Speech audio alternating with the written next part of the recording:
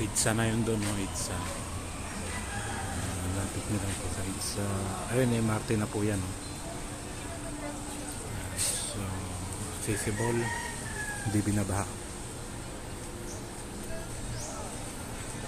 Inquire lang po kayo dito sa tindahan. Ayan, pasok tayo sa boarding. Ayan po siya. May taas. Ito.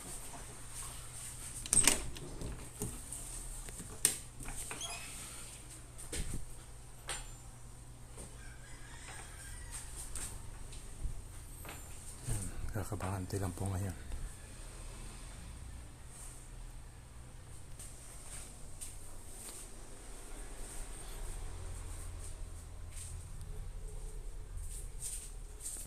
May CR din pa tayo dito sa baba.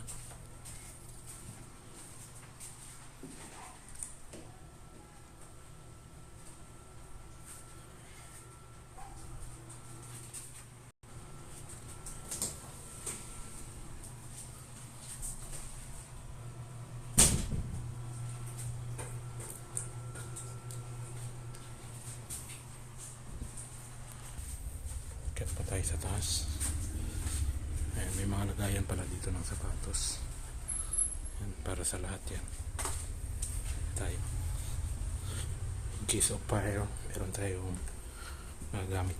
Pagdating dito sa taas, meron din pa tayo dito isa pang CR. So, dalawa po yung CR natin.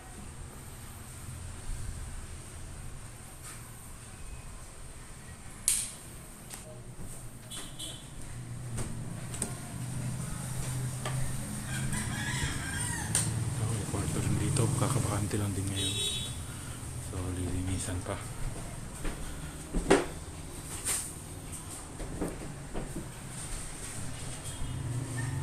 Sa bintana. Ito, malaki to. Dati 3 tao tumira dito.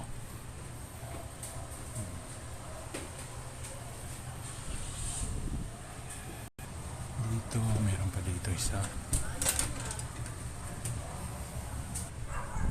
Yung ating kwarto.